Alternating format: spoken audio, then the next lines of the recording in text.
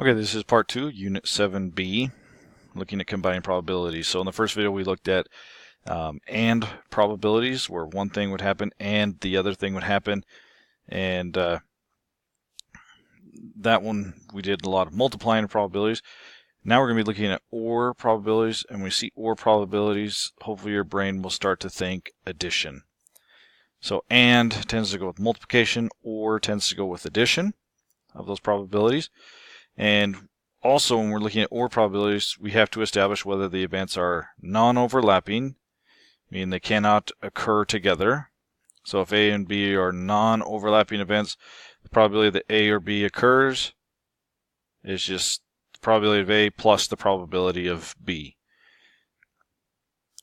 Okay, and then you can extend this principle to more than one event. So you can see down there, if you have the probability of A or B or C, then it's just add all three probabilities together if they're non-overlapping.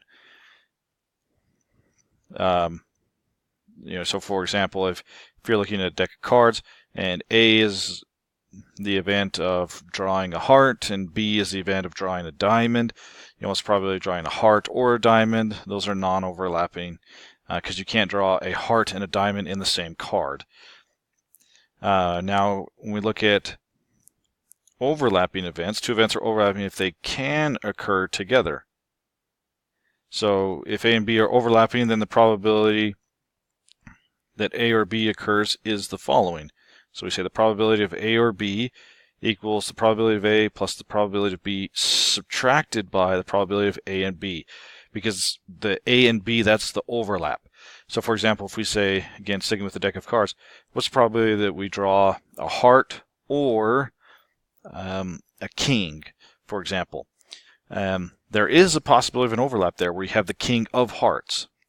And so that would be this portion right here, a king and a heart. So then you'd have to subtract off the probability of that, because what happens when you subtract is you're pulling off the double counting that happens, is essentially what's going on there. Because if you add up the probabilities of getting a heart and the probabilities of getting a king, you've actually counted that king of hearts twice, so you have to peel it off at the end. So we're going to do some examples here. So we're going to determine whether the events described in each are overlapping or non-overlapping, and then find their either-or probability of the events. So first, getting a sum of either 5 or 9 on a roll of 2 dice. Okay, now when we look at this, we need to figure out, are they overlapping or non-overlapping? Well, these are going to be non-overlapping because you can't roll a dice and get a 5 and a 9 as a sum. So these are non-overlapping. So we need to look at first, what's the probability of getting a 5 when you're rolling 2 dice? Well, if we think about this, so you may have to envision, but getting a 5, you could have a 1 and a 4, a 2 and a 3, a 3 and a 2, or a 4 and a 1. So there are, in this case, there are 4 different ways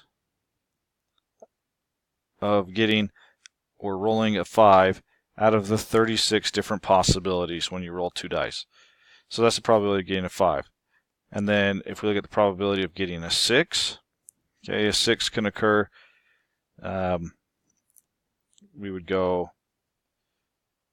not a 6, my bad. I don't know why I said 6, I was just going the next number in line. Probability of a 9. Okay, probability of 9, you could go 6 and 3. You could go 5 and 4. You could go 4, then 5.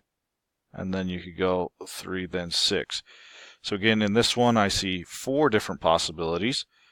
So that would be 4 out of 36. And again, these are non-overlapping because none of these outcomes are the exact same. So the probability of getting a 5 or a 9 as a sum of rolling 2 dice is, you would just say 4 out of 36 plus 4 out of 36, which is 8 out of 36. Okay, and that will reduce down. 4 goes into both of those, 2 9s. So the next one, drawing a 10 or a heart from a regular deck of cards. So this is kind of like the example I mentioned before.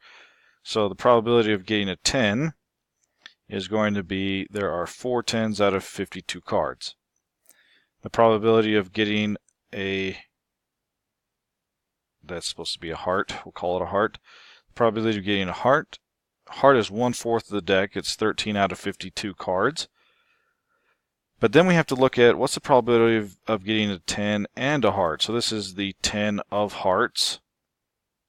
Okay, there's 1 10 of heart out of the 52 cards.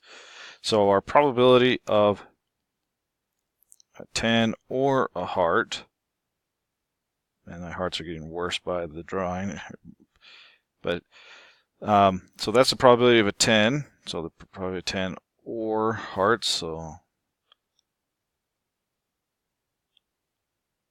the 10 or hearts. So you'd have 4 out of 52 plus 13 out of 52. And then you subtract that 1 overlap. So this is 16 out of 52. And that reduces down to 4/13. So the probability of getting a 10 or a heart is 4 and 13.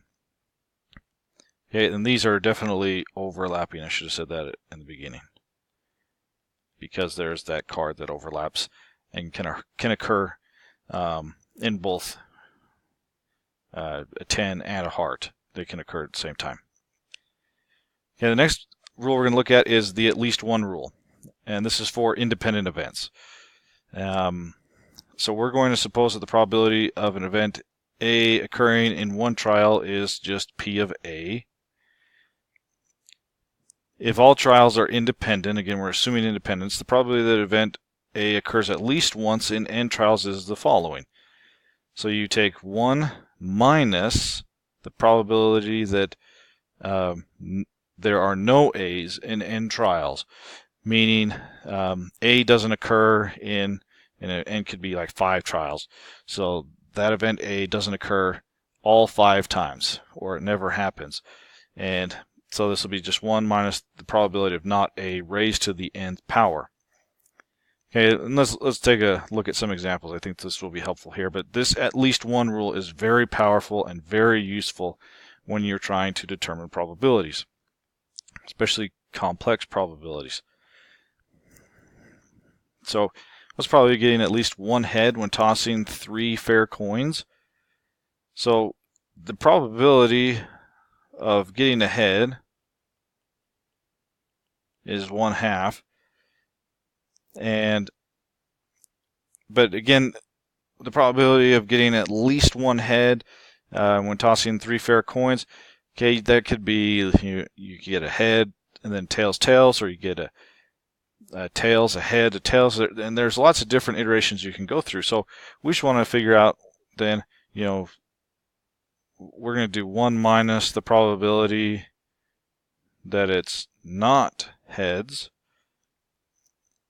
and this will be over 3 events, so we're going to raise it to the 3rd power. So this will be 1 minus the probability of not getting a head is 1/2, so that would just mean you're getting a tails. So this would be 1 minus 1/2 to the 3rd power, which is 1 minus 1/8, or 7/8. So there's a 7/8 chance that you will get at least one head when you're tossing 3 fair coins. And it turns out the only time you don't get it is when you get tails, tails, tails. Okay, let's look at a slightly more difficult example. So getting rain at least 1 in 3 days when the probability of rain on each day is 0.3, or 30% chance. So there's a 30% chance of rain 3 days in a row. What's the probability that you get at least rain 1 of those 3 days? So it could happen once, twice, or 3 times. Again, we're going to look at 1 minus the probability of no rain coming. And so here, if it's 0.3 is the probability of rain, then the probability of no rain is going to be 0.7. And I should mention here, this is going to be raised to the 3rd power because we're looking over 3 different events, 3 days. So this will be 1 minus 0.7 to the 3rd power, which is we'll have to give you a decimal on this one, 0.657 approximately. So that is the probability that you will get rain at least once in 3 days. Okay, so whenever you see at least once, you want to be thinking, again, kind of what we call the complement, which is the opposite of at least once is none or never. And just do 1, subtract that probability. So we'll wrap that up for part 2. In part 3, we're just going to be looking at some assorted probabilities where it's not telling us whether it's an and or an or. We have to decipher that and then determine the probabilities.